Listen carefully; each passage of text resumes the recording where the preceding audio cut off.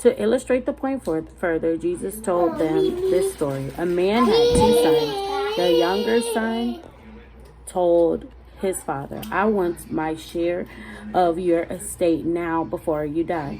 So his father agreed and divided his wealth between his sons. A few days later, the younger son packed all his belongings and moved to a distant land, and there he wasted all his money in wild living. About the time his money ran out, a great famine swept over the land, and he began to starve. He persuaded a local farmer to hire him, and the man sent him into the fields to feed the pigs. The young man became so hungry that even the pods he was feeding the pigs looked good to him, but no one gave him anything. When he finally came to his senses, he said to himself, at home, even the hired servants have food enough to spare. Here I am dying of hunger. I will go home to my father and say, Father, I have sinned against both heaven and earth and you, and I am no longer worthy of being called your son. Please take me on as a hired servant.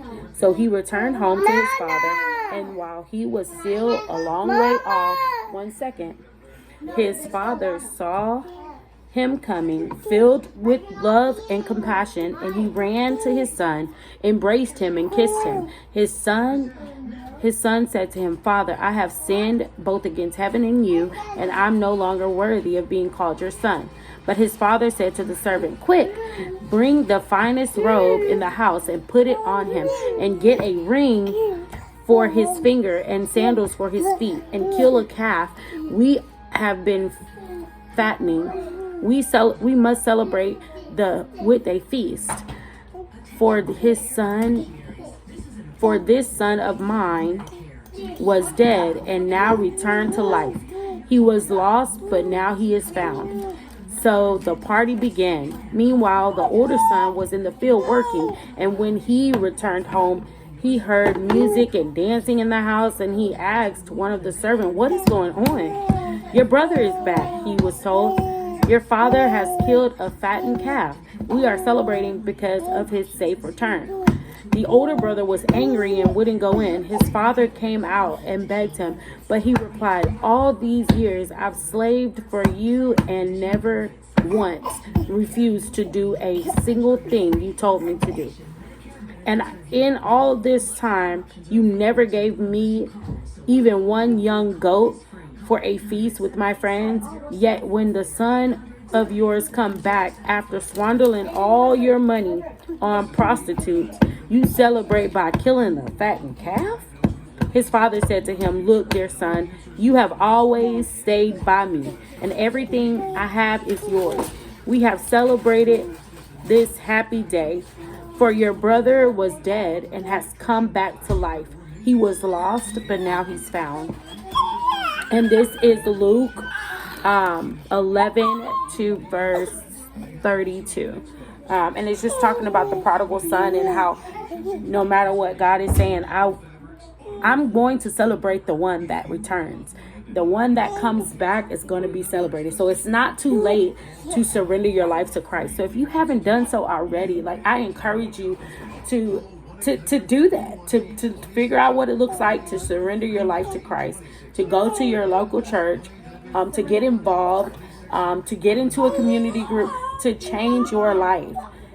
By giving your life to God, it's through confession. You say it out of your mouth, like, Lord, I don't even know what you say nowadays. Hold on.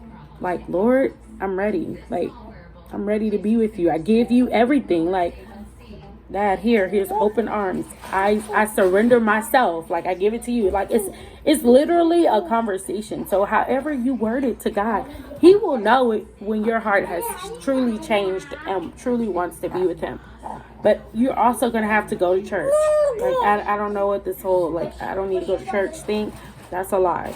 Like, your community comes from church. Like, what keeps you going? Because you're going to fall. Like, you're going to sin. You're going to do the things you used to do every now and again. And you need those people in that community to lift you up. But the best way to be lifted is to have true community, meaning, like, these people know you by name. So you can't just be like popping in and out, like, and never speaking to anybody in the building. No, like, they want to know you. So just get connected. Like, if I can encourage you enough, get connected. I have been with the Lord for 11 years, and my life is completely changed.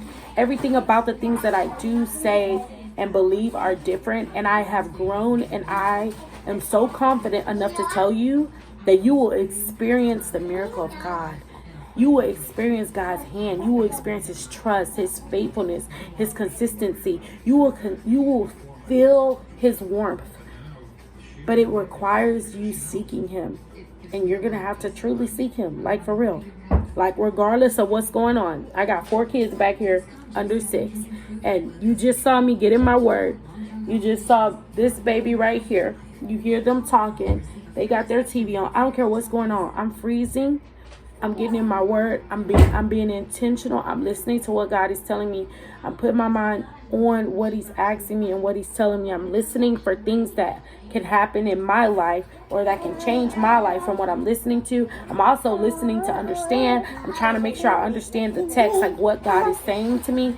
And I'm taking my time. I have my journal where I sit and I write. And it's important that you write down what you learned, what you heard, how you feel.